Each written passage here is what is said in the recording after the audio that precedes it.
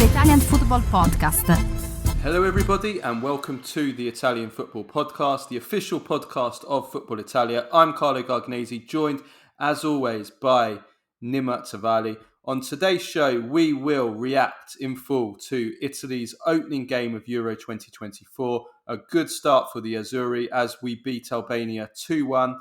We will break down that performance, all the good and the bad. Nicolo Barella, Alessandro Bastoni, the heroes for Italy. Riccardo Calafiori, what a performance from the youngster. How good can he become? We will also, of course, look ahead to Italy's second game of the tournament on Thursday against Spain. We'll do a full preview of that.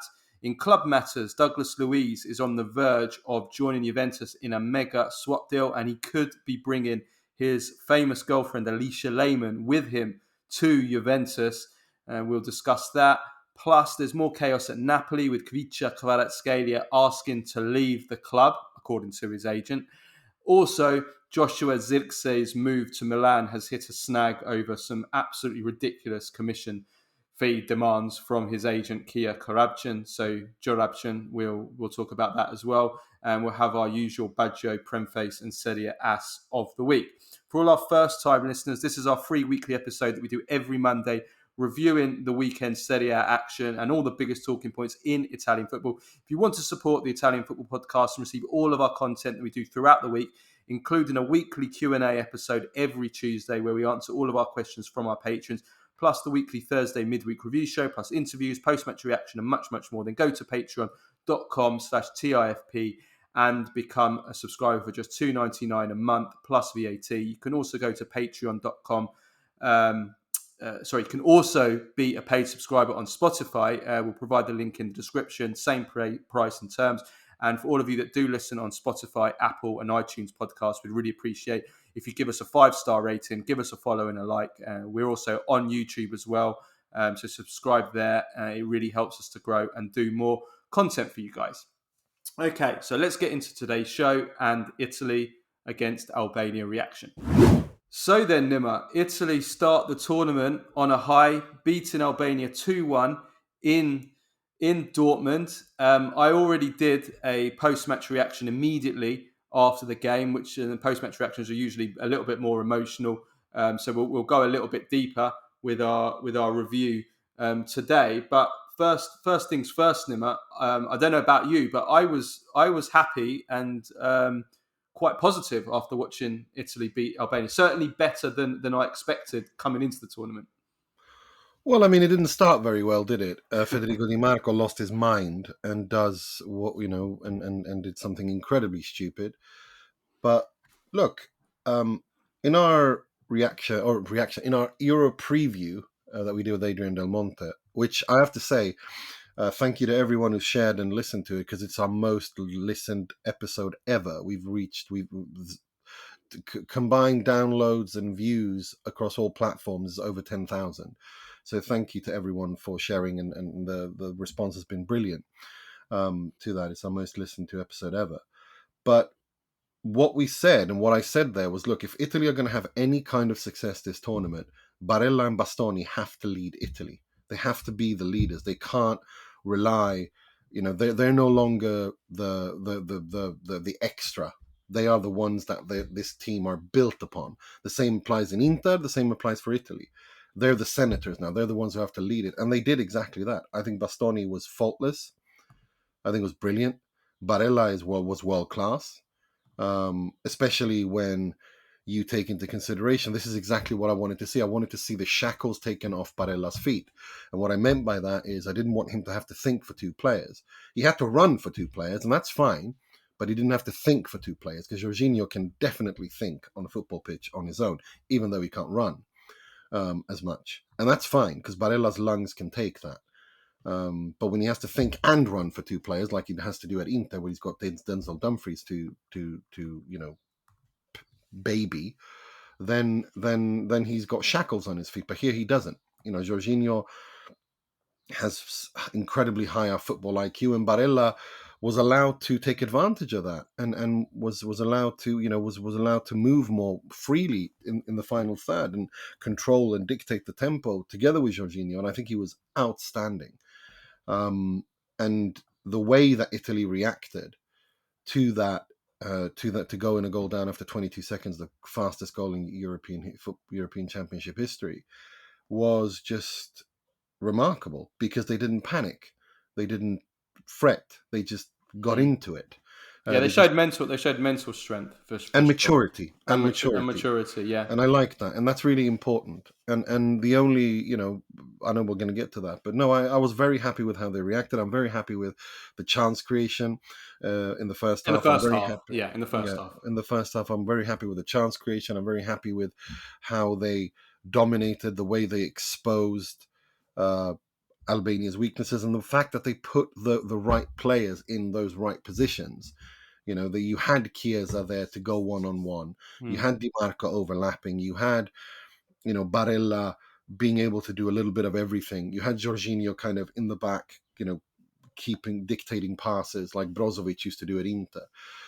So it's it was very, very. I'm very pleased. I'm very pleased. I'm very pleased as well. I liked the from a tactical point of view, but also the way that Italy kept the ball, their patterns of play, the little movements, the angles, the way that the players just swap positions, and it didn't look like a team that had only played, how many games has Spalletti been in charge of Italy? Like 11 games or something like that. It didn't look like a team, because usually that takes a long time. The way that Spalletti plays is I mean, if anybody sees his interview that he did at the end of the game, which was interpreted brilliantly by Patrick Kendrick, where he did one explanation of how he wanted, how he demands, why he was shouting at Gianluca Scamacca, and how he demands that Scamacca closes off the angles, or one particular angle, so that it forces the opposition to make 3 passes, because that allows Italy to be able to press effectively rather than have to drop back. Now, that's just one tiny little detail, but if you watch the way that Spalletti, his teams play, it's full of these details, and that takes a lot of time on the training ground, day after day after day, and of course making mistakes in games, because you're not going to get it overnight, and that's both in possession, out of possession. And I thought it looked very fluid when they had the ball. They were keeping it really well. The players were moving around. As I said in my post match, Calafiori and Bastoni were both taking turns coming into the centre of midfield. So was Di Lorenzo. Barella was pushing a little bit further ahead of Jorginho. Fratesi was joining up as a second centre forward at times. Chiesa, sometimes he was coming inside, sometimes he was wide right, which he loves to do on the right. And also on the left, you had Dimarco, who was sometimes very wide left, but sometimes he inverted a little bit, and he allowed Pellegrini to go out to the left as well. I mean, this kind of stuff, that doesn't happen by chance. That wasn't just players just freestyling and doing their own thing. That's practice, and people understand. And that was really good to see, because that is Spalletti doing a really good job coaching and training them. So obviously, we've got to look at the opposition. It's Albania. We can probably be a little bit critical that Albania, did they show too much respect to Italy in a similar way that I thought Serbia showed way too much respect to England in the first half an hour of that game on Sunday. Maybe they did. They weren't pressing very well. So, it will get tougher. But in terms of our identity, in terms of the way that we want to play the game, I took a lot of positives, because I didn't see any of this in the in the build up. I mean, the Turkey game especially. I mean, my God, that I was think horrible. the reason for that is that in the Bosnia game, he went back to a 3-5-2. In the Turkey game, he was playing a rigid 4-3-3, 4-2-3-1. What he did now, Spalletti, and this is why I want to praise him, and is the fact that he invented this hybrid system for this Italy team going into this game. Now, there's always a risk when you go into a tournament and you're kind of still not settled on the formation. But this just once again shows what a brilliant tactician he is, and why I think he's the best coach at the Euros. The fact that he knows how to handle these situations, and he does it without spreading panic. And that's what we saw. We saw an Italy there's still some niggles to fix, and some it's not exactly flowing like a stream of water down a river, but the fact that he can impose this hybrid 3-4-3-4-2-1 with possession, 4-2-3-1 without possession of 4-2-3-1, with possession of 3-4-2 or 3-4-2-1. It's very nice it was very interesting for me to see that he got the players to adapt to that, and it looked really well for a first time. I think, and I think he needed to be this more. He sent a message to the team by being a little bit more attacking against Albania, that this is a game we need to win, and this is a game we're going to impose ourselves in. Yeah. And so I really want to praise Spalletti for that. I think what we spoke about in our preview Euros with, as I mentioned, with Adrian, that Italy have the best coach at the Euros tactically, and I don't think no one else comes close. No. And I think in the post-match press conference he did, you'll never see. I mean, it's amazing to me. You rarely ever, I should not say never, but you rarely ever see any other coach outside of Italian coaches talking like that at a press conference, answering tactical questions like that in such detail, and such. I almost didn't want him to say too much, like don't give it. Yeah, me too. Don't give it all away. Stop talking. Yeah. No, but it was. I mean, it wasn't anything too deep, but it's just the way that he communicates when it comes to football tactics. I think we saw a glimpse of why he's always been so successful everywhere he's been. Yeah, he's very good at communicating what he wants the players to do, and that's the level of detail that makes him so special. That's why he can raise the level of a team which on paper isn't one of the best teams at the Euros. And obviously, we'll see. The proof will come in, and we'll get to it against Spain, and to a lesser extent Croatia, but certainly against Spain. But this is the level of detail. I mean, again, to use a comparison, I mean, just look at that England team against Serbia. I wasn't impressed by England at all. And, there's no tactics. Southgate just sends his team out with a formation and just basically lets them get on with it. I was just about... I mean, and in Spalletti, you can see with Spalletti, everything has been thought out. I mean, there is a I wouldn't say he's a complete... dogmatic. He's not completely dogmatic with positions in a way that, say, Pep Guardiola is, and some of the other coaches. That he does allow some freedom to his players, but everything has been. He has some strict rules on the pitch, like with Scamacca and with others. And I enjoyed it. I enjoyed watching Italy play. So that was really. There was in the second half at one point when Italy played out from the back, and via 5 passes had a 3 against 2 because of the movements and the way that they move the ball and the geometry, as they say in Italy, of how you play out from the back and how you build play. It was beautiful. It was genuinely beautiful. And that's Spalletti. Resolving problems with playing, not just playing from the back, because everyone wants to play from the back, but having a clear idea, imposing that idea and imprinting that on the players and having them execute that on the pitch in a hybrid system, which is new. That's Spalletti. That is his strength, to communicate that to the players, to get them to understand that and to execute it. I think that is all Spalletti. And, I'm really impressed. I don't think, the fact that the team responded as well as they did against Albania, that suggests to me that now he knows they will do that. But in other games, I think we'll see a much more rigid 3-5-2, 3-5-1-1 against Spain and Croatia. Yeah, well, we'll come to that. You have to be. We'll come to that, and that will also be a sign of how Spalletti can adapt to the opposition. Because it was in some ways it wasn't a tale of two halves, because I think that Italy controlled the game for the entire game. They never were really at risk except for that chance at the end. But they, the second half they were just keeping the ball and they were more solid. And whereas the first half they were really going for it and going for the goals and attacking.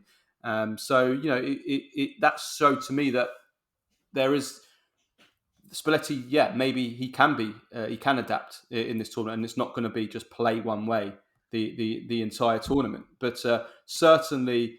Barella, if you're talking about individuals, Barella, Bastoni, I mean, fantastic, as you've already said. But Calafiori is the player that everybody is really excited about. He was absolutely brilliant in this game. He got caught out. He made one mistake at the end for that. He made two. He made two, and he was saved by Donnarumma. And I think that's the thing I wanted to What was the other one that he made? Well, it was in the second half as well, but it wasn't a serious one. But his positioning was a little bit off. But regardless, it's not that important. My point. Let me give him his praise before you come back. But he was absolutely brilliant. This was Italy played the way that were able to play the way that they played in this game because of Calafiori. Calafiori, his build up from the back together with it was a dual playmaker role with Bastoni, and we know Bastoni already is fantastic building up from the back. But Calafiori was just as good, and he's just the way that this is a player that had only started once for Italy, so inexperienced. Yeah. He played like a veteran. All the Italy legends were queuing up to hail him, and Capello, Zambrotta, they both couldn't believe what they were seeing. Del Piero said that he looked like someone that had played 70 matches. His first half was an absolute clinic from Calafiori. He had, if you look at his stats in the first half, he had 100% duels won, 100% tackles won, 100% aerials won, 94% pass success rate. He is an elite player already with the ball, breaking the press, bringing it out, use of the ball, his passing, his range of passing, his ability to come into midfield. Spalletti was even playing him in midfield in training, and obviously he moved into midfield here. He's a revelation. I don't think I've seen many. Well, it's not a debut, but let's say official debut. Well, it was a debut. I look at it as a debut. Official debut, let's say, because friendlies, the other ones. I don't think I can think. I remember Cannavaro. I remember watching Fabio Cannavaro against. I think it was his second cap, but I think it was his official debut as well. I was at that game, England versus Italy at Wembley, 1997 World Cup qualifier. I remember watching. Was it the Montella screamer? No, it was the Zola goal, World Cup 1998 qualifier at Wembley.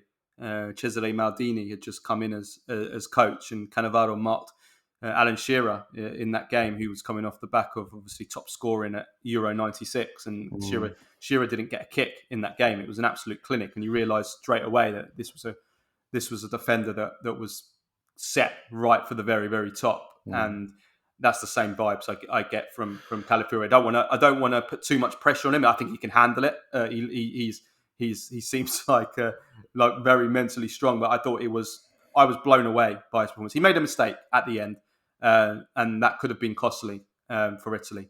But otherwise, I thought he was virtually couldn't ask for any more from him in this game. I think what I want to say is, I think what we saw with Calafiori, because the last 3 years, the question has been, who's going to play long-term next to Bastoni?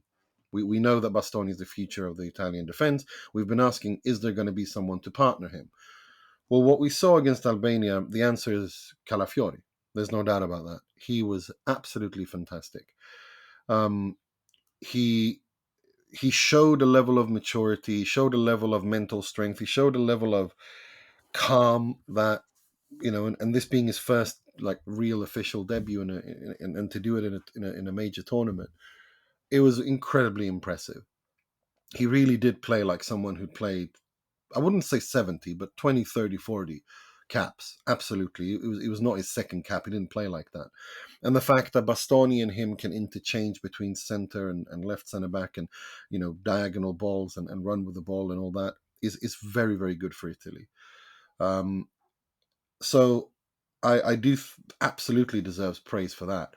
But I'm seeing it's gone a little bit overboard when I'm seeing people draw comparisons between him and Maldini and this, that, and the other, and Nesta. The new Van Dijk. Yeah, he's the new Van Dijk. Guys, just because he's handsome, has got long hair and a hairband, can we calm down, please? Let's chill.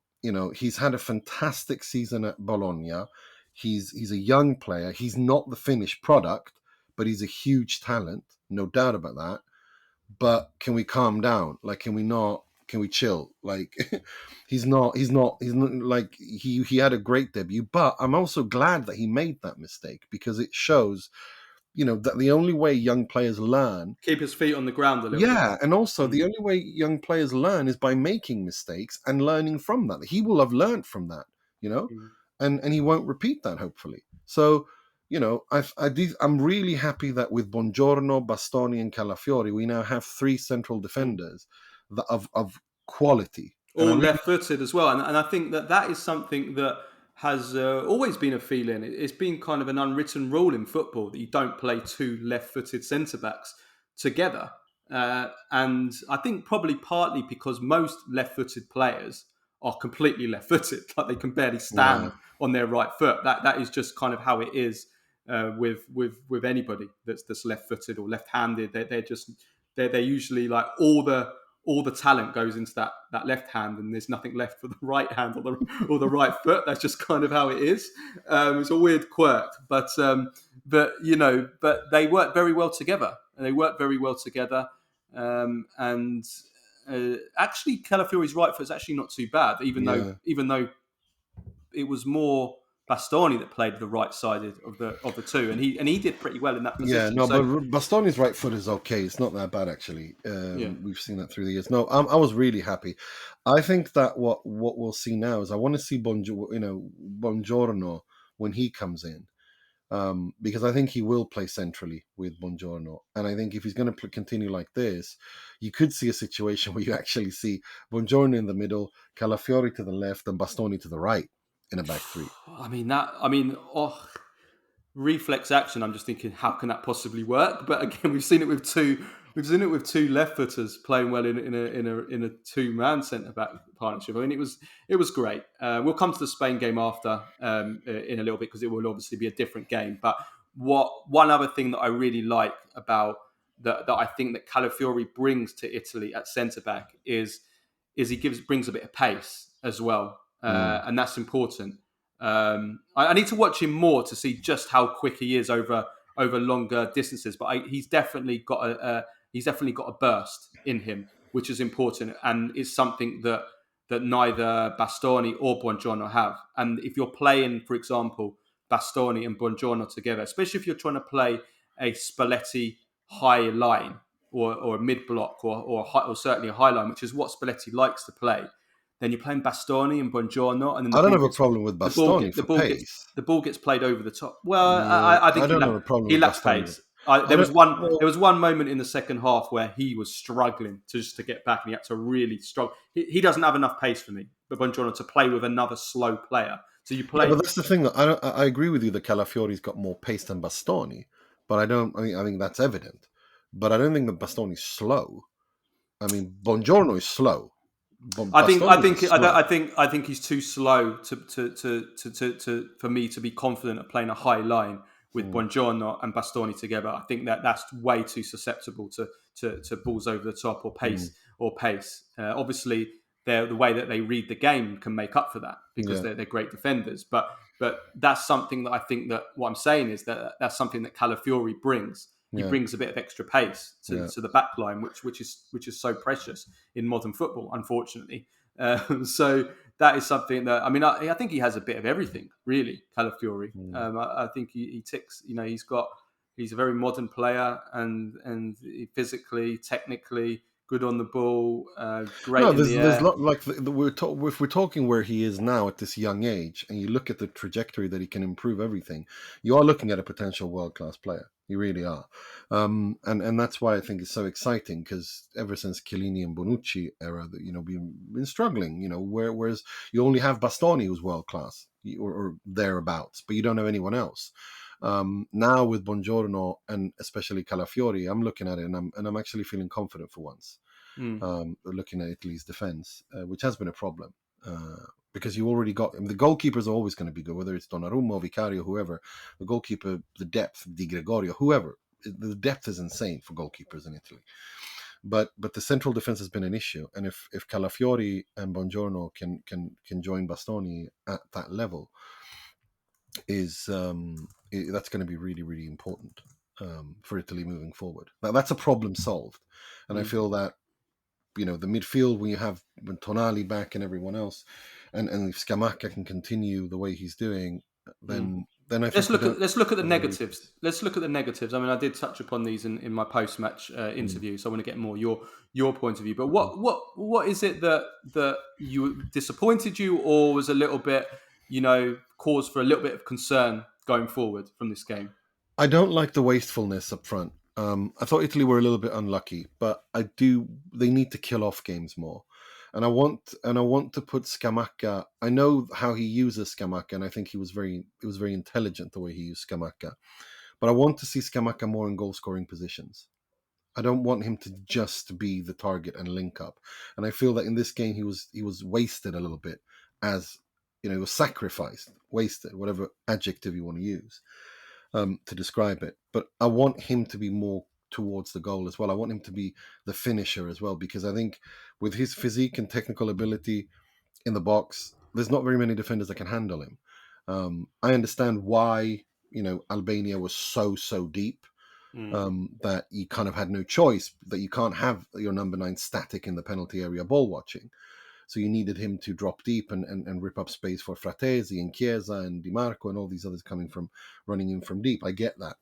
But I do want to see Scamacca more in goal scoring positions, because I think he it's important that Italy's number 9, and he is the main number 9, that he gets into he starts scoring early on. It's really, really important. I was also a little bit disappointed with. I mean, I know Dimarco made a huge mistake, but stuff like that, unforced errors like that, team brain lapses. I mean, it was a stupid throw in by Dimarco, but the rest of the team weren't paying attention, and they were easily open and read. And that to me is like these kinds of momentary lapses of concentration. They can't afford to do that in the Euros. It annoyed me, really annoyed me. But yeah, but other than that, I thought, there's not really much to complain about, to be honest. Other than I was a little bit waiting for Spalletti to make changes earlier on, because Dimarco to the 80th minute, God bless, 90 minutes Jorginho. But did you see Dimarco? He went on this surge up the pitch in around about the 80th minute, and I couldn't believe what I was seeing. Yeah. But he was like he was running in slow motion, yet he Yeah. was still getting away from he was still getting away from the Albania players. And I was thinking, who are these Albania players? No, it's like that's the only thing. Like Jorginho and Dimarco, you have to preserve them. Because thinking further ahead, it was. I don't understand why he used Jorginho for 90 minutes. Like that's the only thing I'm critical of. But we're really nitpicking here. I mean, overall, I thought it was a good performance. It was a good reaction. What did you think about? Because I raised this in my post match. What did you think about Italy taking their foot off the gas in the second half rather than going for the third goal? I didn't like it. I really didn't like it. Because I think that'll harm you. That can come back and bite you in the butt.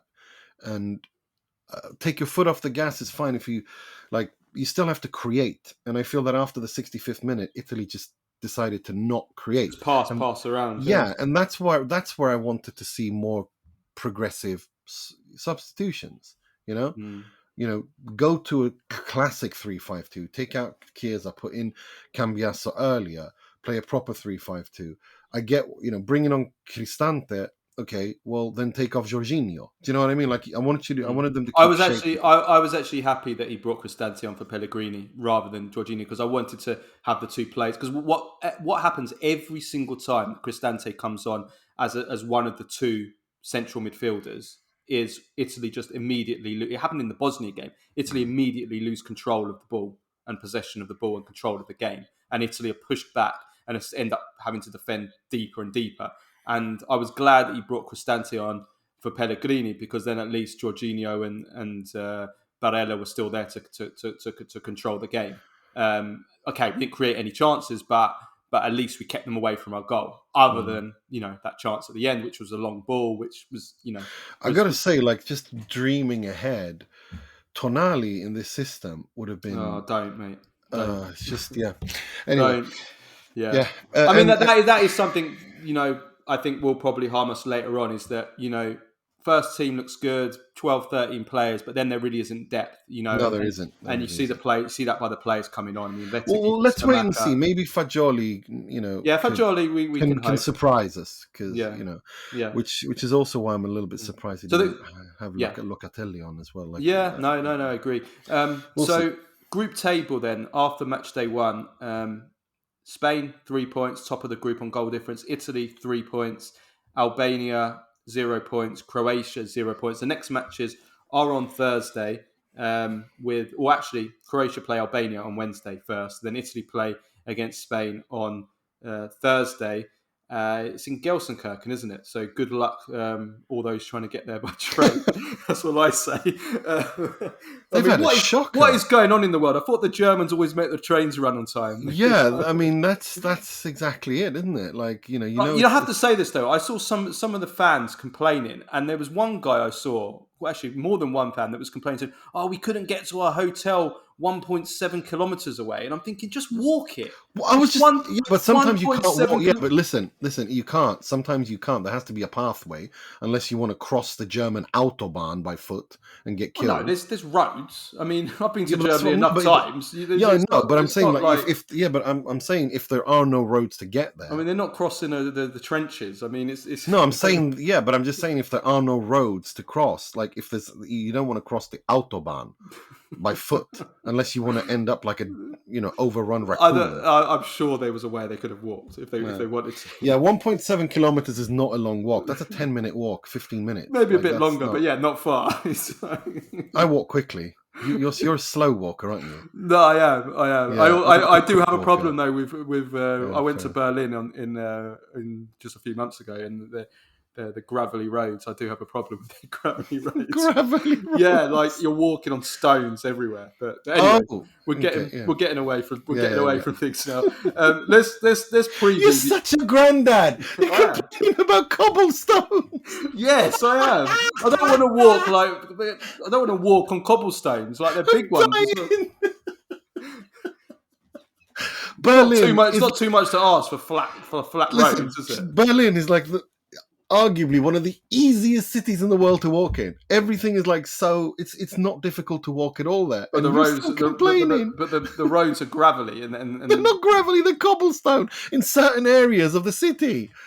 Otherwise it's asphalt everywhere. Not when I went. But anyway, let's move on. Let's preview Spain versus Italy on Thursday. Some key questions ahead of this game, right? And I'm going to run down each one and then we can discuss each one. So first of all, do Italy stick with the 4-2-3-1 system? See, I called it in our preview. I said it will not surprise me if Italy had played a back four, and they did play a back four. But obviously, it was a hybrid system, of course. But it was always going to be a hybrid system with Spalletti. It's the way he plays. He doesn't have set positions, build up in a three. As I said before, defenders moving into midfield, blah blah blah.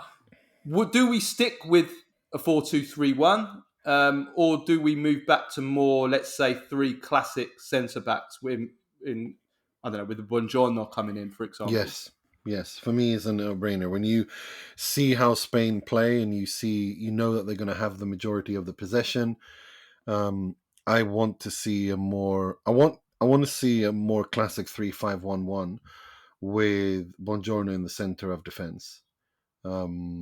I'd probably rest Calafiori for this one, put Bastoni to the left, and either start Darmian or Mancini to the right, or play Calafiori to the left and Bastoni to the right.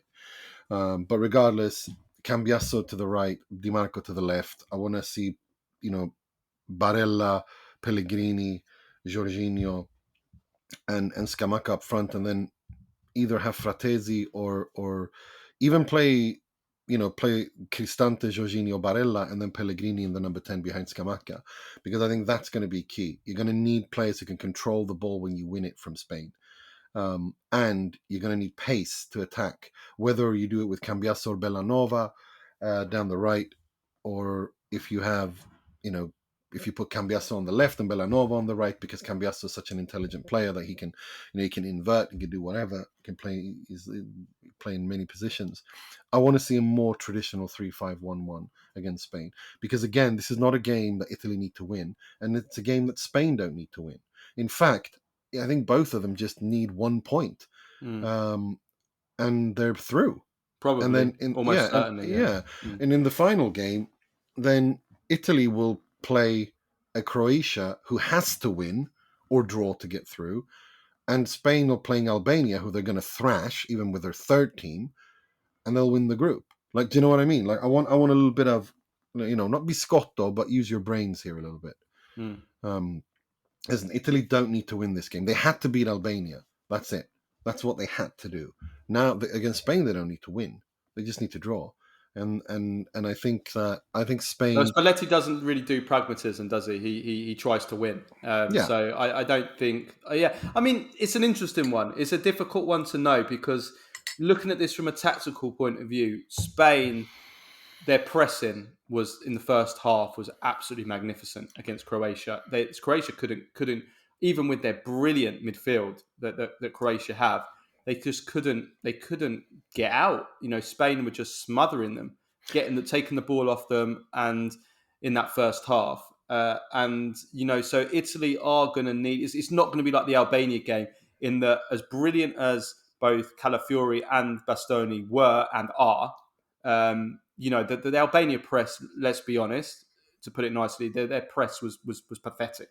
Yeah, it was half-assed. It was neither one thing or the other. It wasn't a press, but it wasn't sitting back either. It was kind of not one or the other. And that made it so easy for Italy to kind of play out. As good as their patterns were, as good as everything was set up, it was quite, for a Spalletti team that's going to be well trained, it was quite easy for them to play out. It's not going to be easy against Spain. They're going to be pressed the hell out of.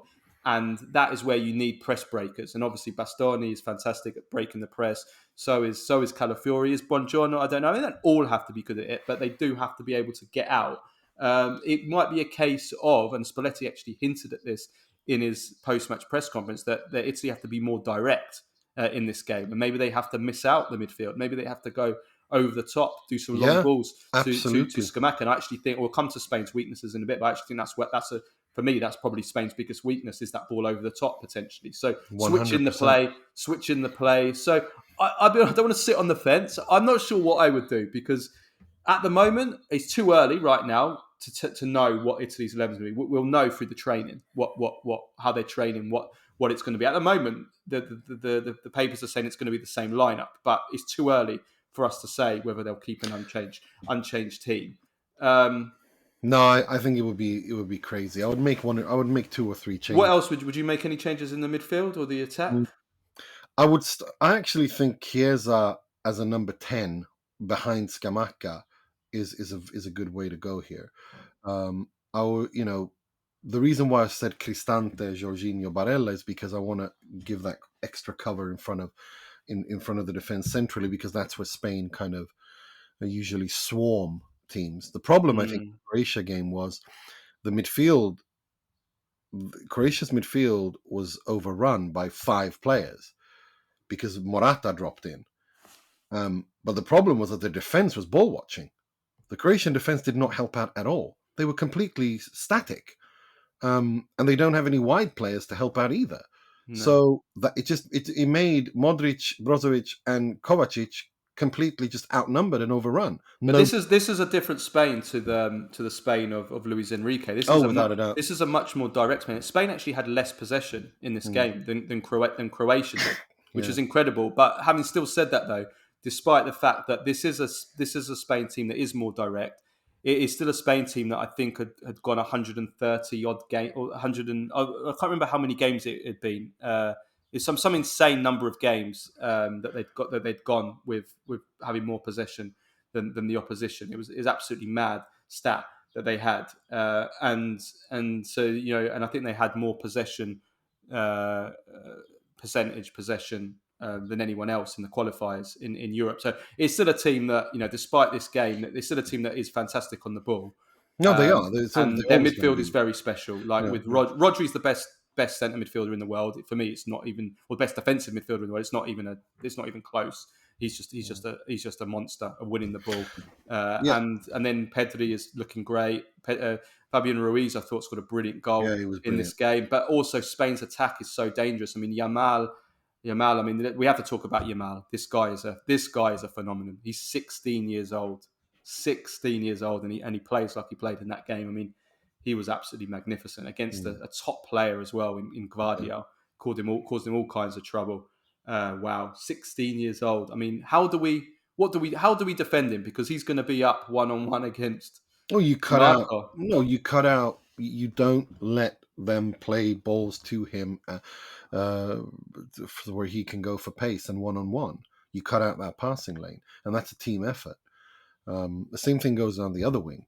Like this is what I'm saying. Italy have to defend as a unit. This is a test of defending as a unit, and whether or not they're ready as a team, an actual team, because they're not going to have too much possession, and they're going to be under lots of pressure. But they need to work for one another. They need to help each other out. They need to move in order to help one another out. Completely opposite to what Croatia did, where they were static, and especially the defense and the attack, they just did not help out the midfield at all. But so that's what I want to see, and that's why I want that like Spalletti alluded to, and you were talking about earlier. That's why I think Chiesa and Scamacca it would be perfect, because if you got Scamacca up front, he can win the ball, he can play off him, and then Chiesa on 1v1s for pace, and so that's what you want to be there. That's a good place to be, and that's why I want to see Bellanova as well, because he's very, very fast, and if he has space to attack, he can hurt you, and so that's why I want to see a bit of a change. Well, if we're looking not too many, just two or three changes. If we're looking at what gives us cause for optimism in this game, I mean, first of all, Spain are probably going to play the same team. The only possibility is whether Laporte is past fit. He's struggling to be fit for this game. He might make it, he might not make it, and he would probably take the place of Nacho in this game, who doesn't fill me with confidence. If I'm perfectly honest with you, I hope Nacho plays.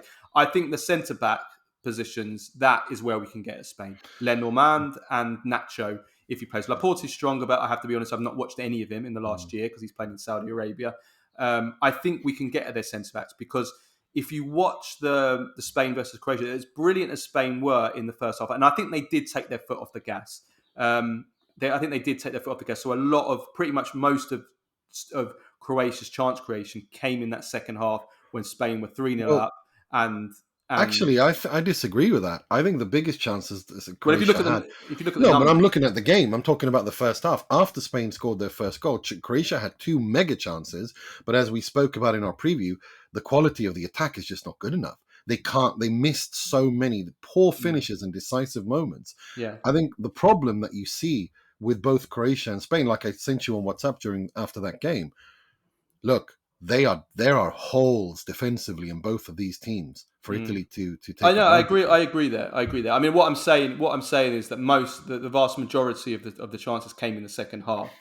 They did create some chances in the first half as well. I mean, they could not score to save their lives, and this is what we were talking about in our preview about how, as good as that midfield is, and as good as they create chances, the quality up front that Croatia have is just not. I think Croatia had an XG of over 2 in this game. Of course, there was a penalty which would account. Which would count a lot. But they still over. I think it was something like 2.4 XG. I mean, whether you're 3-0 up or not 3-0 up. I mean, that's still quite a lot. High. That's high. Yeah. So I mean, I think even if you remove the 0.8 or whatever the penalty is. There was. I mean, if you look at the XG, most of it was the second half. But they did, like you said, they did have at least one big chance in the first half, and another one that was crazy. That was quite good. And so Italy, there are chances here for Italy, especially with the way that Italy play, the way that Spalletti play. And Simon, I'm sorry, but he does. I mean, to use a Premface, he does have a mistake in him.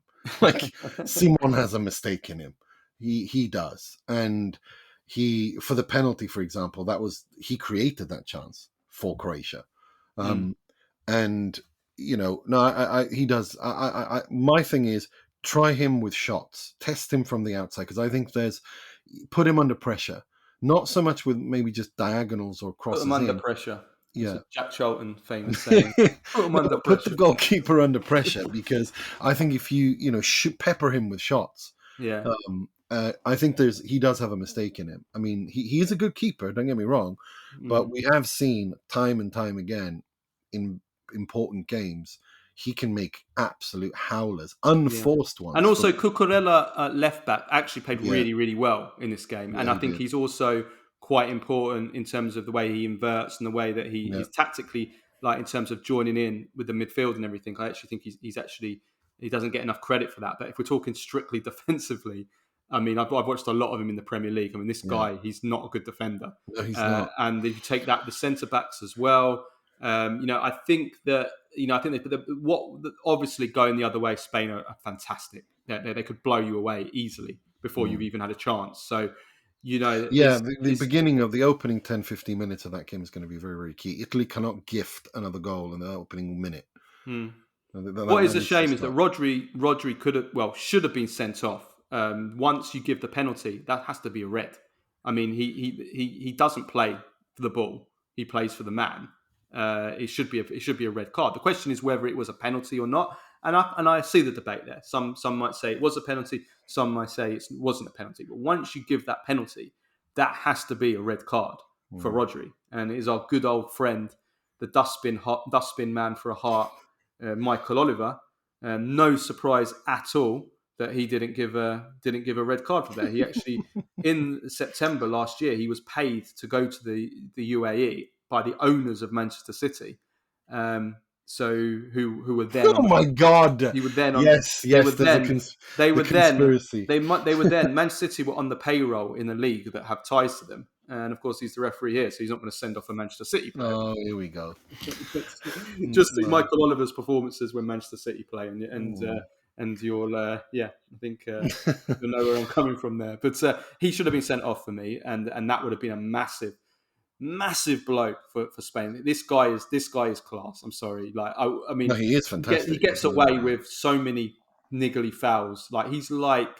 Well, it's a little bit like what Chiellini used to do. He used to get away with them too, because like it's one thing about bending the rules and not breaking them, and I think he knows how to do it. He was like Mark Van Bommel, Sergio Busquets, Thiago Motta, like one of these kind of players that used to just do so many of these niggly fouls and never get ones, bend the rules without breaking them, and that's intelligence. I think that's a skill, to be honest with you. And people talk about the dark arts, and it's not dark arts. I think that's a skill to understand to know where you break the laws of the game for a foul, but you just bend them, you go them. That to me is a skill, and I think the best players in the world know where that limit goes. And I think that he's very, very good at that. And I think that's part of the reason why he's such a pain in the butt to play. He is. He's a magnificent player. Just a quick note on Croatia. Having watched them in that Portugal game, we expected a lot more from them, didn't we? Yeah. We were both a little bit scared. Yeah. We were like, "Wow, they still look like they've got it." But I don't want to say too much. We still got to play them. They suddenly looked old in this game. What disappointed me was how naive they were. You just don't expect that. I mean, if you look at the first goal that Spain scored in this game, both fullbacks, Gvardiol and Stanisic, were basically playing as right and left wingers, way high up the pitch. And Croatia they didn't even really have good possession of the ball at the time. It was kind of like an open duel at the time, and they charged up the pitch, and they were completely open at the back, and you could fit a London bus through the centre for Morata to score. Yeah. I mean, the naivety I thought was insane. You just don't expect that from such an old and experienced Croatia team. No, it was one of those days where they just had a shit day. I mean, you just gotta. Sometimes players have that. I think it was just one of those days because nothing worked. They didn't press as a unit. There was no structure. They just and Brozovic and Modric aren't getting any younger, so and the attacker's just not good enough to. It's really not, and this is what I meant. Like there, people coming at me saying, at us saying, "Oh, but he scored X amount of goals in the Bundesliga." Yeah, I saw that. A few people saying, "Oh, but Budimir scored." I'm sorry, but that with all due respect, like there are levels to, there are levels to different leagues, and some leagues are easier to score in than others, and that's just how it is. When they don't have the attack that they used to have once upon a time. It's as simple as that.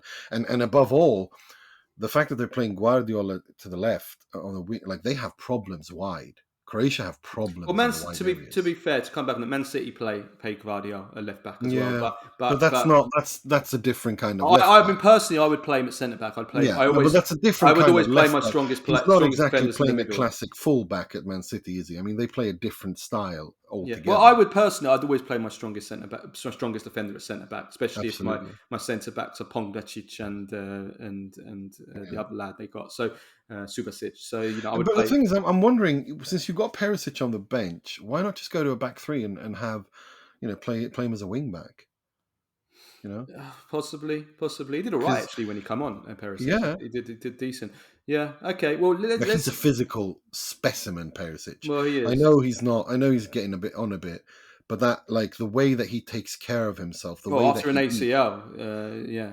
I mean, Well, not just that, even before that. I mean, after Bayern Munich, when he started going into this fitness cult that lots of people get into, and I call it cult because jokingly, like the way he eats, the way he takes care of his body, the way like he barely has an ounce of fat on his body. I mean, Bastoni, I remember at Inter was talking about. They asked him about Perisic, and he said, "Yeah, I can't eat like he does." Like in order to look like Perisic and have that kind of those numbers and that for those fitness levels, you have to live and eat like he does, and I can't do that. Like he literally has dedicated his life to being this fitness guy, and that's why he looks as good as he does. And so I'm thinking, given that you have problems in wide areas, why not play a back three? Use Perisic as a wing back, because at least you've mitigated the weaknesses you've got in the wide areas, which Croatia do have a problem. They really, really do. yeah, for sure. We hope they play like that against us in match day 3. Yeah, I think I feel bad for Albania. Well, first of all, that game, the fans. I mean, it's such a shame they're not playing that game in 100,000 seater stadium, because the Croatian fans and the Albanian fans, like that, the sound and the atmosphere is going to be mad. And I wish you could have as many people as possible at that game, because it was the Albanian fans in this game and the Croatian fans against Spain, like they were so many and they were so loud, and it's a part of like it's Balkan football culture is cool when it's Yeah. like in No, terms of that's how another thing that Italy did well. Actually, was quieting that yeah. really loud crowd. Chiesa said they couldn't even hear Yeah, no, couldn't even hear Spalletti that's what I'm talk. saying. Croatia against Albania is going to be it's going to be the best game for fans, I think. Like in terms of atmosphere at the stadium, it's going to be absolutely crazy. I'm not sure where they're playing it, but I wish they would have played it in Berlin or something, like the biggest stadium, because it would be mental, the atmosphere. But I do feel bad. Like I do feel that Croatia are going to make Albania pay. I think they're going to go into that game pissed off, and I think they're going to make Albania pay. Yeah, you'd expect a reaction from them, that's for sure.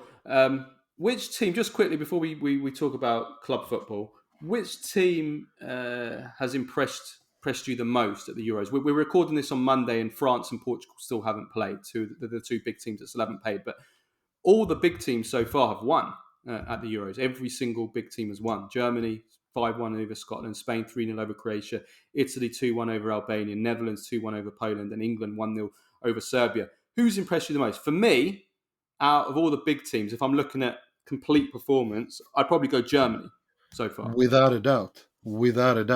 Germany, not just because it's not the fact that they beat Scotland 5-1, it's the manner in which they took on this game, the way that they played, the way that they executed this game from start to finish was just, they played like they had a point to prove.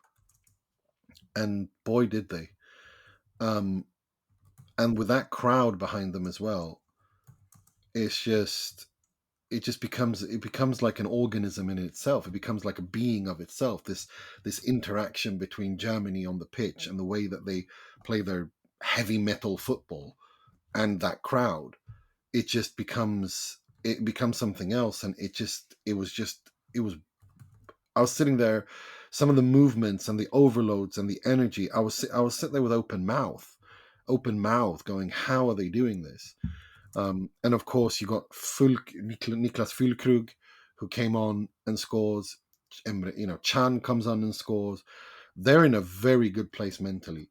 And look, Sane doesn't even get in the team. I mean, that's the depth they've got. And Toni Kroos, I mean, I had him as my potential player of the tournament. I mean, Scotland did not make life difficult for Toni Kroos, No. but he was brilliant.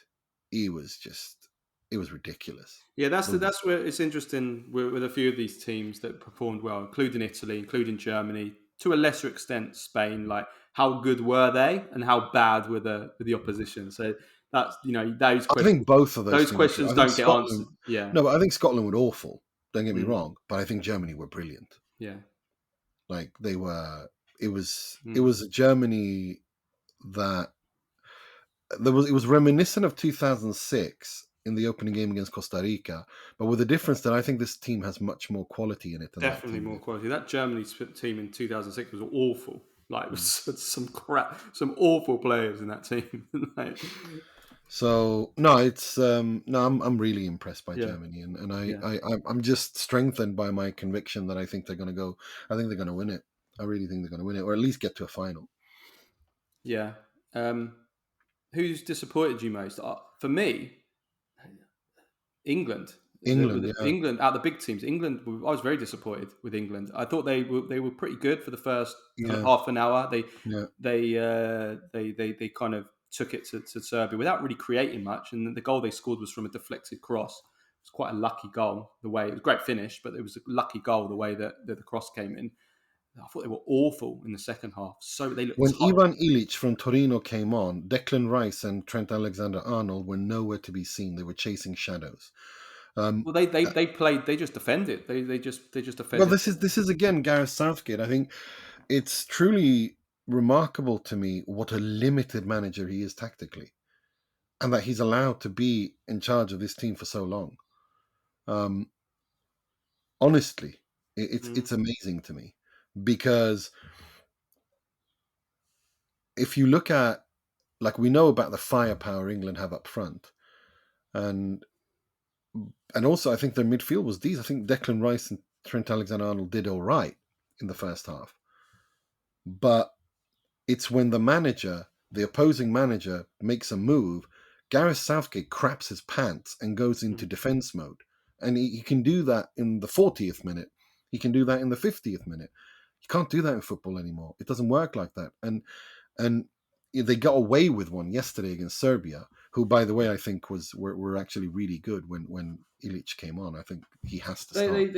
They were limited, though. I think, even regardless. I mean, like, the only positive I can give for England in this game is that I think Serbia had a 0.17 xG. I mean, they didn't create anything at all, Serbia, despite dominating the second half in terms of territory. Yeah. Like, that's the only thing that I can say good for Yeah. England, is that they were defensively. They never really looked like conceding, even when Serbia were on top. That's the only. Other than that, I was very disappointed with England. I thought physically they looked tired already. Yeah, They they looked did. really tired. Kane, oh my God, He looked he was. exhausted. I mean, Milenkovic completely. I thought Milenkovic was brilliant in this game. He completely dominated Kane from start to finish. Kane didn't get a kick of him. Kane had that header off the bar. That's it. I mean, he didn't in normal play. I think he touched the ball twice in the first half. Kane, which is insane.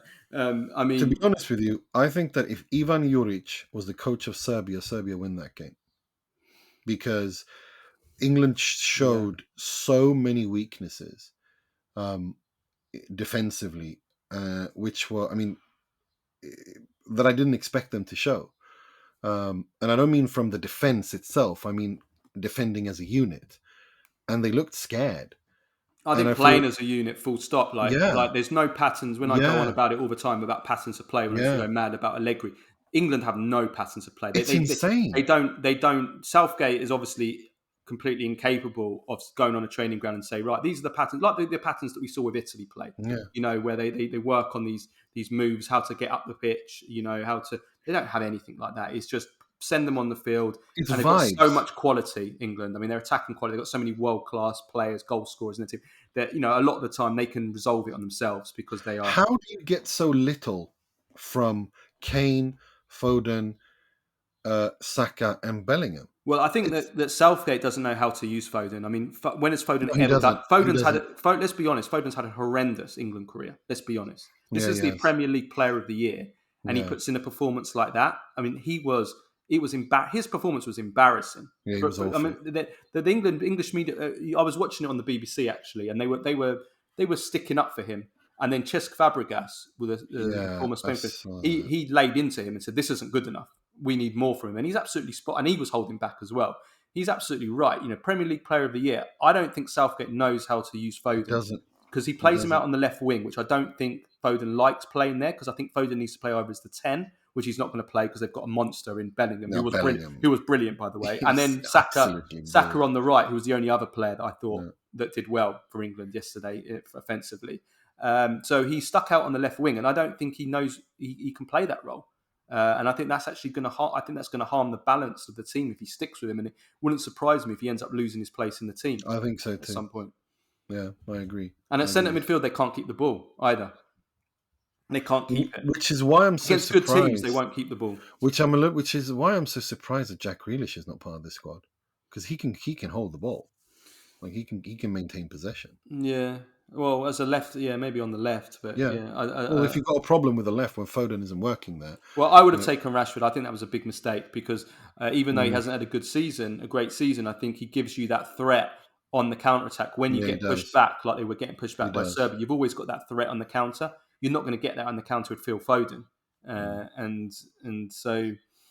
Yeah, England. Not good. But it's only the first game of the tournament, and I'm sure things will change, and England have basically got to buy to the look at the end of the day. Let's remember, as always. One thing we have to remember: the tournament isn't won on match day one. Okay, England still won. They didn't concede anything. They didn't concede a lot. We saw weaknesses. They didn't play well, but they still won, and I think that's a sign of strength too, that you win even when you don't play well. Yeah. But I do see problems further ahead. If England are chasing the game with these non-existent attacking patterns of play, as you call them, they're going to struggle. So I worry for England if they concede a goal early on. I think they're going to struggle against better teams as well. But where they're lucky, as they always are, is they've basically got to buy until the quarterfinals. Oh, here we go. Well, they have. They have. Their group is atrocious, and then they'll play a third place team in the next round, and they'll play a weak opponent for the last 16. I mean, we've seen all the big teams have won on match day one already, so there's not going to be any big teams coming third. And then all of a sudden you're 2 games from the final and you could get it together, and you know what I mean. So that's where they're fortunate, because I think if they were in the group that Italy's in, or if they're in a tougher group, I mean, they could have trouble playing the way that they're playing. I want to give a shout out also to Bologna, because some of their players were really good in this match day one. I thought the two Swiss lads, Abisha and Freuler, I thought were great. Switzerland were really good as well, actually. I think Switzerland were good as well. Yeah, in their win. And also Holland, Memphis Depay. This is one of my triggers, seeing Memphis Depay play for Holland, and I see Zirkzee on the bench.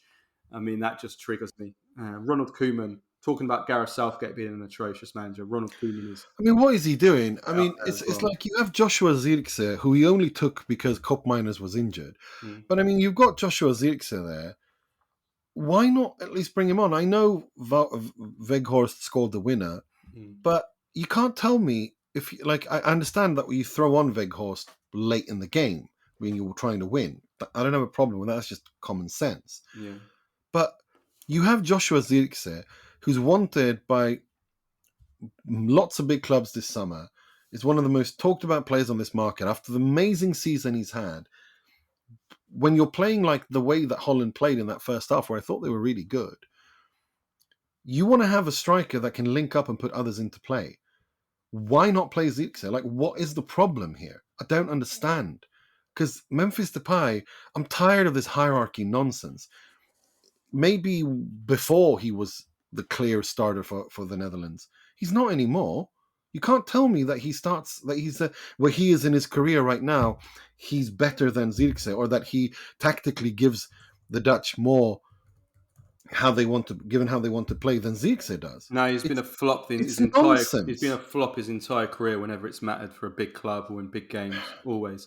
Anyway, let's move away from Euro 2024. Let's move on to club matters before we finish off today. So a few important transfer talking points. First of all, at Juventus, as we said last week, Douglas Luiz is on the brink of joining Juventus in a mega swap deal involving Weston McKennie and Illing Jr. Juventus will pay around 18 to 20 million, plus McKennie and Illing Jr. going the other way. Douglas Luiz is going to get about 5 million a season. It's only got some kind of a few details on the McKennie side to finalise this. It's all done on the Douglas Luiz and Illing Jr. side.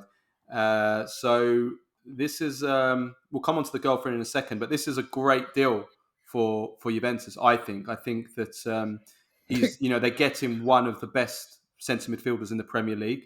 He had the best season of his career statistically last season. He scored 10 goals as well. But I think he's a very complete centre mid that can kind of do a bit of everything, really. Not one thing that he's really strong at. He just can kind of do a bit of everything. Quite adaptable player in terms of fitting him into a system. 26 years old, so he's at a good age.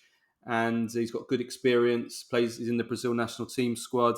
I think, this is a definite upgrade, clear upgrade for Juventus in the centre mid, and we'll now see whether they renew Carabio, but more importantly, whether they go after to try and get this Koopmeiners deal done as well. So I think it's a very good deal for Juventus, despite the fact that they're losing two players and paying money. These are two players whose contracts are running out in 2025, and they managed to get them off their books. And I think it's a good deal, Nima. Don't you agree? Without a doubt. I mean, look at who you are sending and who they're getting. It's a no-brainer that they're improving. So, there's no doubt about that. It's an improvement. But both Douglas Luiz and Koopmeiners is interesting. If they manage to get Koopmeiners at all as well, then that is certainly, that's a huge... I don't want to be like, I know people are going to say, it's because you don't like Juve. No, I want Atalanta to keep all their stars. I really do. I want a good Serie A. And I think Atalanta showed last season what they can do. And if they can keep all their best players, given that they're going to be in the Champions League and they're making more money in the Champions League, their stadium is almost finished. We know they're a sound club. If they can get De Ketelaere and just keep the rest of that team together, okay, they're going to need a central defender because, of course, with Scalvini's long-term injury. But if they can just keep that team together, again, don't rule them out as dark horses to win the whole damn thing. And it would be such a beautiful story for the league if that were to happen. I think he will go because, whether it's to Juventus or not, I don't know. Because, Juventus are still spending like 20 million odd here. I know, as we've discussed so many times on this podcast, I don't want to go over it again. It's the amortized cost that is important here. But, can they get Douglas Luiz and Koopmeiners in the same summer? I mean, if they do, it's an amazing deal. But I think that Koopmeiners will leave Atalanta because they made a promise to him. That's been made pretty public that Atalanta promised to sell Koopmeiners, and that's what he wants. So I think it would be on Koopmeiners to kind of suddenly change his mind and be like, no, I want to stay now, rather than Atalanta putting their foot down. No, I don't think they're going to put their foot down. I'm just saying, if there was a possibility for them to keep everyone, I want to see what they can do in the Serie A next season. I really do. It would be nice to see them go for it. That's for sure.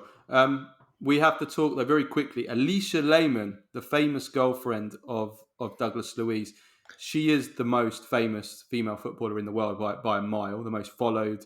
And why is she so famous? Like, what's she done? Well, I don't know. You tell me. I don't know. I don't know any. I don't follow. Okay, all right. I thought you were being sarcastic there. No, I'm not being sarcastic. I don't know. I really don't know. She's an influencer. Ah, okay. There we go. She's got that. Be careful how I put this. She's got the look. She's got a certain look. Okay. She's quite attractive. She's got that kind of influencer feel. She's quite sellable. She's photogenic. She's. I guess those are the kind of things that make her marketable. Let's say that. And she plays football. She plays for the Switzerland national team. She plays for Aston Villa. She's a good footballer as well, because Switzerland are pretty decent, and from what I know. Yeah. So I mean, this is actually This would be great for Juventus from a commercial point of view. It's like Yeah. it's like signing the female Cristiano Ronaldo from a commercial point of view. Okay. So, Then that's smart. whatever Juventus gained commercially Then from maybe they Ronaldo. shouldn't sign Mason Greenwood either. Then. Yeah, Maybe stay away from that one. Yeah, well, maybe that's why they're signing Lehmann. They're trying to offset the damage done by signing Greenwood. If that happens, I don't know really what's going on there. If I'm perfectly honest with you. Let's move on to Kvaratskhelia here. So this is a big developing story. So Khvicha Kvaratskhelia's agent Mamuka Ugeli says that Kvaratskhelia wants to leave Napoli this summer. He wants to join the Champions League team, and he's made it pretty clear. Kvara doesn't want to stay at Napoli. He wants to leave. We're waiting until the end of the Euros, and then Kvaratskelia's dad said the same thing. I don't want my son to stay at Napoli. They changed coach 3 times last season. It's hard to play in a similar situation. Sky Italia have said that Napoli have already rejected a £100 million offer, or €100 million offer from PSG for Kvara. Look, we do have to say that there is also been some people, because my Georgian is not what it should be, and neither is my Megrelian, the dialect which they speak from the area of Georgia that Kvara is from. I've seen people who speak that language say that it's not exactly how it's been reported as what he actually said. So that there is that caveat. But what we can say, and that basically was more an issue of, he's focused on the Euros. We haven't asked to leave, but maybe it wouldn't be the worst thing in the world that if he were to leave. That's kind of what the Georgians are saying. I don't know. I can't verify it. But what I can say is that what we do now have, because Napoli reacted the only way Napoli can react, and that is like a sledgehammer. Did you see that tweet they put out? Yeah, they made it clear he's not leaving. We decide. We own you. We own you. Sit down, shut up. 3 years. You've got still that many years on your contract. You're not for sale. You don't decide. Neither agents or dads decide. The fact of the matter is, no matter what was said and how it was said... Now go and clean the toilet. Yeah. Well, exactly. I mean, this is exactly what I wanted to say. Regardless of that, regardless of what was said and how it was said and blah, blah, blah, the fact of the matter is this. You now have 2 players, possibly 3, 2 of which whose agents have declared in some way or another that their clients want to leave. And Napoli have said, sit down, you're not going anywhere, you have a contract. You have a 3rd player in Victor Osimhen, who's essentially been promised that he can leave. He's at war with the Nigerian media on Instagram Live, which scares away any interest from the Premier League, because I don't know if any of you saw that mental breakdown he had on Instagram Live, where you can hear his mates in the room saying, calm down, stop talking. And then you have Antonio Conte in the middle of all this, trying to keep it together. We have not even entered pre-season yet. Aurelio De Laurentiis is fantastic in many ways. But this is what happens when you just let slip for 12 months, which he has done. Things can deteriorate very, very quickly if you're not on top of things. Now he is on top of things. The question is, can they resolve it? I think you can resolve it with Kvara. I think it's not impossible. I think you resolve it with money. He's paid €1.5 million net a season. He was the MVP, albeit he shouldn't have been, but wasn't he named the MVP that season that Napoli won the Serie A? That is insane that he's paid that little. And this is something De Laurentiis needs to throw money at this problem to make it go away. Give Kvara a new contract, give him a proper wage increase, and enough with this behaviour. I have to say, a few things can be true at the same time. First of all, Kvaratskelia's agent is a complete clown. So I don't think we can take anything seriously what comes out of his mouth. Do you remember he said the same thing about Osimhen, and Osimhen basically told him where to go as well publicly. Went on another of his now all too common epic kind of meltdowns about Kvara's agent several months ago. I mean, his agent is a complete clown. And so I wouldn't really take much notice of him. But at the same time, and I've been saying this for a whole year now, the way that Kvara has been treated since Napoli won the Scudetto has been nothing short of disgraceful. He was named disrespect. MVP of the Serie A He's this not season. he's actually not on 1.5 million. He's on 1.2 million euros a year. It's actually less than I thought. I've been saying 1.5. I found out it's actually 1.2 that he's on a year. I mean, it's actually embarrassing how the salary that he is on. And they are very lucky, Napoli, not that he hasn't told them where to go. Yeah. And just refused to play, because that is just down. I'm sorry, but what is wrong with De Laurentiis? I mean, what is wrong with him? You can't pay one of the top 3 to 5 players in the league. He was named the MVP of the Serie A the season that Napoli won the league. Yeah. Like if that were Marotta, if that were any other Italian sporting director, he would have immediately nipped that in the bud by sitting down with him and extending his contract with a ritocca dell'ingaggio. They would have. He's won you the Scudetto. He's won you the Scudetto along with Osimhen. He's the most important player in winning you the Scudetto, and you pay him McDonald's wages. It's embarrassing. It's embarrassing, and but this is the thing with De Laurentiis. Like he is brilliant, but when he gets it wrong, like I said, this is where a lot of the Kvara's unhappiness will have stemmed from this as well. Of course, in terms of being an underlying problem. We can talk about the team performing badly, and other stuff, but the underlying problem is that that deep down, he has every right to feel absolutely, really disrespected and undervalued, being paid this amount of money. It's pathetic. It's actually pathetic. But it reflects badly on Napoli, because it shows how badly it does. But as I said, I just want to, as I taught, in the interview I did with Vincenzo, and he said he still thinks that Kvara stays and Osimhen leaves, and I think that's probably that's the more rational and more likely approach. But I still would not rule it out completely in a situation where Osimhen ends up staying and Kvara sold, if this feud continues. Because if you can get 120, 130 million euros for Khvicha Kvaratskhelia, given what you paid for him, that's a huge profit. And that's still money you can invest. And there are still players there that can play in Conte's system. And Osimhen would be a monster for Conte, I think, tactically. Honestly, I think he would be unplayable. So I wouldn't completely rule that out. But of course, it's more likely that they resolve this by throwing money at the problem and extending his contract, giving him a 5-year contract with a proper wage increase, and then everyone's happy, and then that's that. But yeah, it just goes to show how little it takes to derail something fantastic. Literally a summer ago at this point, we were talking about if Napoli could open up a winning cycle. And then since then, it's all gone tits up, pear-shaped. So, no, but then again, and also remember, in the middle of all of this, you have Antonio Conte, who has yet to say anything, and who we know is not the most patient guy in the world. Yeah. So, I know. I mean, it's mad. It's mad, isn't it? I'm laughing, but it's because it's so absurd. The whole situation is so weird. But yeah, the whole place is burning down, and they haven't even lit the match yet. I mean, exactly. They've got a small tactical nuclear bomb in the middle there, waiting for him to lose his shit too. Yeah.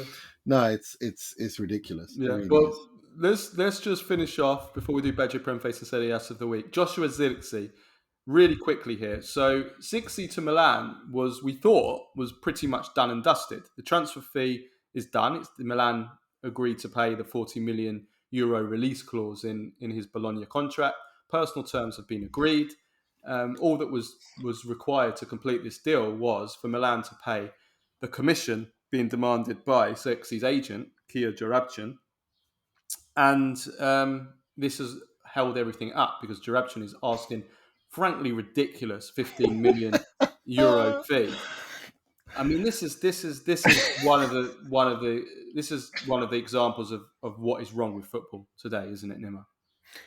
Well, He's no different than Jorge Mendes. He's no different than Raiola was when he was alive. He's no different than Pastorello. He's no different than any of them. This is 15 just million. football. We're talking about Yeah. we're talking about the Well, we're yeah, talking about but the I number. mean, yeah, but the only difference is that those guys are better at handling the media, so their requests never leak in the media. It's funny because jurab in the word jurab in Farsi means sock, and he's really filling his socks. Like, I mean, 15 million euro commission is absurd.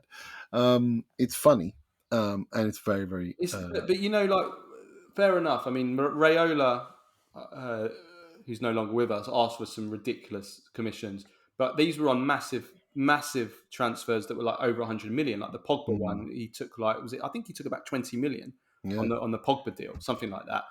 Might have been slightly more. This is a 40 million deal. He's asking for almost half the transfer fee in commission. Yeah. It's pathetic, and he's from all accounts, he's done nothing. Like he's contributed very little to this Yeah, negotiation as well. Is what is by all accounts. And Milan, like, it's a difficult situation for Milan because do you remember the Donnarumma yeah, situation? Why that Donnarumma contract renewal didn't happen? It came down to, if I'm not mistaken, didn't it come down to the commission that Raiola was asking for, wasn't it? And that's where the whole Donnarumma came in. Like he wanted wasn't it a big signing on fee to sign on he a new did. contract and a big commission fee? And Milan, by kind of principle, refused to pay that amount, and now here they are in order to get, like, I mean, in a normally I would say just pay it, because at the end of the day you're paying 40 million for the transfer fee and 55 million is still a bargain for a player like Zirkzee, who could be worth double that in a year. But by principle, you know, because of the Donnarumma and because of the way that Milan are trying to be, I mean, does it look bad on them if they then pay this 15 million? No. Milan need a player. It's as simple as that. Milan need a player. Milan need this player. And But Milan needed Donnarumma as well at the time. well, I'm not entirely sure. I think they showed that they didn't with the Well, they signing of signed Maignan. Maignan, of course, but But what I'm saying is, I don't think there's many other players out there that can, you know, that for whatever whichever player you're gonna go for is gonna cost like this. You're gonna have to deal with the agent, and Zirkzee has massive resale value. So, and then Jarabshin takes a chunk of the transfer fee. well, no. I mean, that's up for the buying club to pay him. That's not got nothing to do with Milan. If Milan say we want 80 million, Milan are going to get 80 million. It's not going to come out of their pocket. It's the buying club who always has to pay off these agents. But I think Milan, at the end of the day, are going to have to understand that this is the reality. You can negotiate with an agent, and you know, you're going to have to negotiate with him and make him happy, because Zirkzee ain't going to change his agent in the middle of this, and there's going to be lots of legal problems. And we saw what happened when all of that, when a transfer deteriorates into that with Samardžić. So you don't want that at all. So you need to resolve this issue, and I think the only way to do that sometimes is throw money at the problem, take the L. You need Zirkzee more than. Well, the latest more reports than say anything. that Fonseca is now asking for a different striker. He doesn't believe that Zirkzee is his kind of striker. Maybe he'll go for Memphis Depay, maybe, who is available on a free transfer. My god, He's available on a free transfer. By the way. Yeah, I think that would be bizarre. Like, seriously, if you go from Memphis Zirkzee to Memphis, I am joking. I'm joking. like, I'm obviously no, but joking, but I know, but like, look, he's the Milan second. needs What I'm saying is Zirkzee. the second coach who apparently doesn't want Zirkzee in his team. No, but I don't buy that. I think that's strategy. I think that's more putting pressure on the other side. I think there's no doubt in my mind that Milan and Fonseca want Zirkzee, because he would work brilliantly and tactically in this team, and he would also have massive resale value. He's a young player. I think that's just, you know, people just, you know, putting themselves in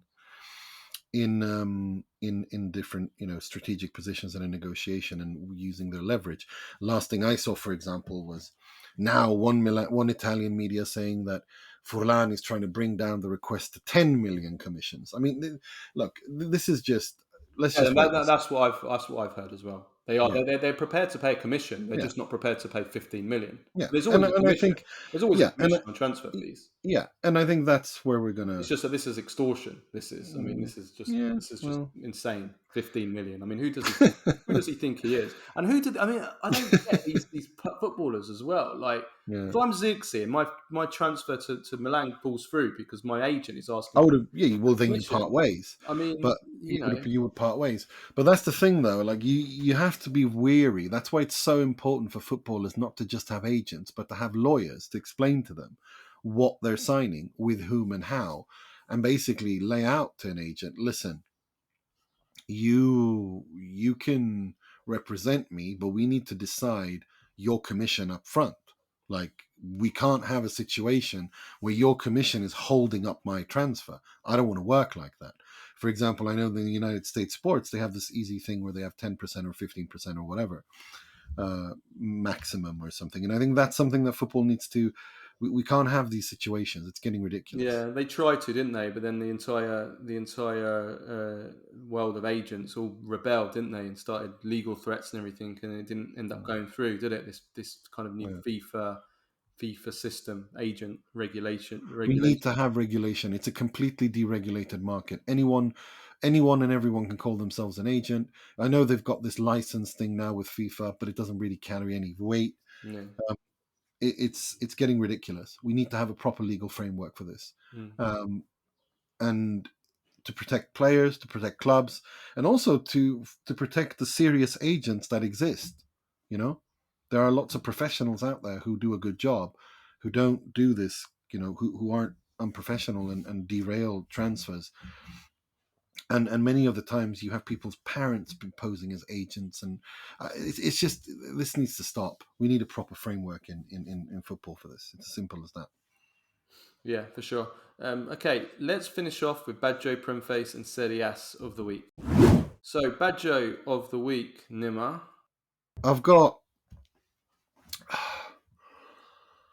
Spalletti, I've got Barella, and I've got Bastoni, because I think Spalletti, getting, for everything I've said, I don't want to repeat it, about this hybrid thing that he managed to risk, but to get them to execute it as brilliantly as they did. But also Nicolo Barella and Alessandro Bastoni for showing the leadership exactly as I wanted, and exactly as they need to do in order for Italy to be successful. It shows maturity and growth. And now Barella scored more goals for Italy than Francesco Totti even. So that's Barella's the top scorer in the Italy squad with 10 goals, which says probably more says about a lot. says more of the other side than it does about Barella, but it's still No, but it's important. We needed to see that, and for me, the three of them are my Baggio of the week. Yeah, Calafiori has to be a part of the Badjo crew as well. Incredible performance, fantastic. And also, I also want to give a shout out to Christian Eriksen as well. Yeah. That's a beautiful story. To think that almost 3 years to the day, I think 3 years and 4 days ago, at the Euro 2020, he had like one of the most harrowing incidents we've seen on a football field in front of the eyes of the whole world, and we nearly lost him. To think back then, when that's happening, that 3 years later he'd be scoring the opening goal for Denmark in the next Euros. I mean, I don't think anybody could have even thought about that at that time. And here he is, and he actually played really well, considering he's had a pretty bad season for United. He scored a nice goal for a not very good Denmark team, if I'm honest. But yeah, that's a lovely story. Premface this week. The best one that I saw, I can't remember who they were, but it was a group of English podcasters who, I'm reliably informed, it's apparently the biggest English podcast in England, apparently English football podcast in England. Three football kind of influencers, and they were previewing Euro 2024 and how Italy would do at the tournament. And one of them in particular was a complete and utter Premface, and he was mocking Italy openly, saying they wouldn't get out of the group, saying that not a single one of their players would get in the England team, like all the usual kind of Premface bingo. He couldn't even name 4 Italian players. When one of the others said, "Oh, but Italy have got some top players," he was like, "Who have they got?" And one of them named Donnarumma, and he started bursting out laughing. Donnarumma, like that, And then one of the others said that Italy have got Immobile. He's quite good. And I mean, it was just like it was. Oh, it was. Have you seen it? Did I send that to you, Nima? Yeah, you did. I can't remember what they're this called. obsession they have with Immobile, like it's like the only Italian player they know, attacker. Like he's not been relevant for 2 years. Like, move on. So yeah, no, I saw that. I did see that, and it was very, very, very, very, very cringy. But yeah, I don't expect much from like just fans. Like I don't usually like to, I try to stay away from criticizing fans who just say that, because it's like whatever. Like they're not. It's not their job. But they're not fans. They've got the biggest football podcast. Yeah, but in that's the England. thing, though. They're football influencers, which is for me is just a euphemism for an idiot. I mean, influencer is just a euphemism. It's just another word for idiot. So I don't have my I don't have any expectations. Idiot or useless. haven't got a job, refuse to work. Yeah, useless, lazy, and don't want to get a real job. Yeah, useless, idiot, whatever you want to call it. But I have zero expectations. But from influencers, not just in football, just genuinely, I think that I cannot wait for the day when this ridiculous, gross phenomenon of influencers disappears forever. It's genuinely just ridiculous. People famous for being famous, not having done anything. But whatever. Regardless, I don't have any expectations from them. But what I do, when I criticize, it's like, you're a football manager. You're a professional in football. You're a journalist who works and covers football, and you don't even know. You can't even. You're there to be a pundit. You're there to offer something of interest, of nuance, because of your experience and unique knowledge, and you can't muster up more than Ciro Immobile's Catenaccio. Then I'm wondering. That I think should be criticized, but other than that, I don't really care, to be honest. But yeah, it was funny, and it was literally, and the way that wasn't it that clip where they all were like, they could name 2 players and they were like proud, but giving each other pats on the back that they could name 2 players in the whole of Serie A that were Italian. It was very, very cringeworthy. But for me, the Premface of the week has to go to French outlet RMC Sport. Yeah, listen, let me just stop you there on RMC Sport, because I want to present this in a serious manner, because and also just offer my condolences on to the family of Kevin Campbell and all his close ones. I knew Kevin, and former Arsenal, Everton, Nottingham Forest striker. He was an angel on earth. He was one of the real good. He was such a great guy, such a lovely person. You will not meet a single person that didn't love Kevin Campbell. Like, what an amazing person he was. And he passed away sadly at the age of 54 after a short illness at the weekend. So first of all, I just want to say that. But yeah, then you see RMC Sport using a picture of Ian Wright on his obituary. I mean, oh my God, it's just. I died inside when I saw that a little bit. It was just so embarrassing. And those two are like really close friends as well. So I mean, it's just like, oh my God. I didn't see if they deleted it or not, but I hope they did. It wasn't the only time either. After the game last night between England and Serbia, after the game, Mark Guehi was doing an interview after the game. He actually had a good game, one of the better players for England. And was that real? I thought that was a joke. No, it was real. It's real. Because that was on Tele France 1, wasn't it? Yes, that's it. TF1. Yeah, they used the caption. Caption of Bukayo Saka. Yeah, I believe it was. I've seen quite a few people. I thought it was like people just taking the piss out of French media for like, oh my God. Yeah, because I saw that too and I couldn't believe it. Yeah, that's why I didn't add it here. But the RMC Sport one was it was gross. Yeah, I've got it here. I'm watching the video. I'm watching the actual video. So Jesus. Yeah. Yeah. I mean, so I don't know what's going on in France at the moment. What the hell, man? Yeah. But for me, like, someone dying as well, like, come on. Yeah. How lazy are you? And just They take just extra. don't And do just take anything. extra care. Just have the common respect to take Yeah, extra care. yeah, Anyway, agreed. to finish off on a lighter note, Serie Ass of the week. I don't understand this. This is I had to ask one of our patrons, Nick Mercadante, who what this was, because I didn't Well, understand it's it. basically today, Monday, is the new series of House of the Dragon, which is the spin-off of Game of Thrones, legendary TV show, and so the Serie A, Liga Serie A on social media as usual, they've done this kind of like animated image of House of the Dragon, and they've drawn like a bunch of kind of knights, kind of like drawn them as knights, like royal knights, as you get in the show, and they're wearing kind of like these costumes that have the badges of the Serie A clubs. There's a Milan one, there's a Juventus one, a Genoa one, randomly Genoa at the front for some reason, and some other ones. I don't know who these players are. I think the Milan one's Pulisic. The Juventus one I think is Weah, and then I think there's McKennie behind them as well. They've got two Juventus knights for some reason, and I think that must be Musa, the Milan one.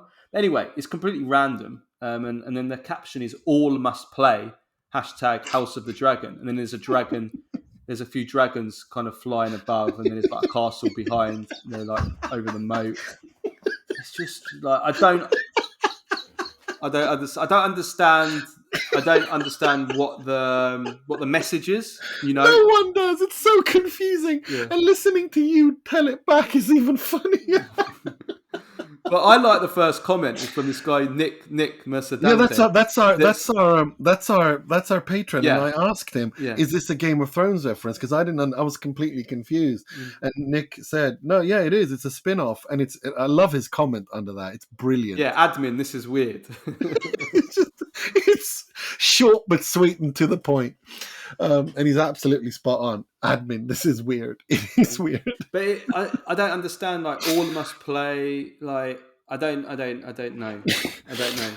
I watched it. Like, I'm a massive fan of Game of Thrones. Okay. It's a masterpiece. It's one of the greatest, TV series of all time. It's magnificent. And I've watched the first series of House of the Dragon as well, which I thought was all right. I wasn't a massive fan of it, to be honest with you. But it was I watched it because I loved the first show. So I will be watching the second show. But trust me, like, as somebody that watched all of Game of Thrones and watched it twice, like, this, I don't get this at all. Like, what the references are and like. Well, that's great. I mean, even if fans of the show or who watch it don't even get it, then it's genuinely impressive by Serie A.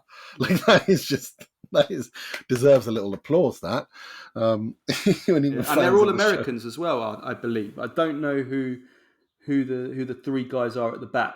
I don't know who they are, but the ones at the front, I'm sure, are all of the American lads. Actually, I don't know who the Genoa lad is. Who's the Genoa lad? Is there an American player at Genoa? No idea, and not that I can think of off the top of my head. So why they put? I didn't even recognize any of them. I thought that the cartoon was. I'm sorry, but I thought the cartoon was so crap that I didn't even understand. Like, I didn't understand what it was. So for me, the whole thing was just weird.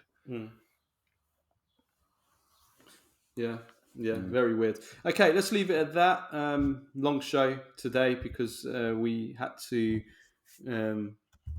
stop after 10 or think minutes and then record the rest. So we kind of lost track on how long the show should be. So this might be, I actually don't even know how long the show is today. So I think it's quite long. I think it's like over an hour and a half, but anyway. It is. Don't worry. Yeah.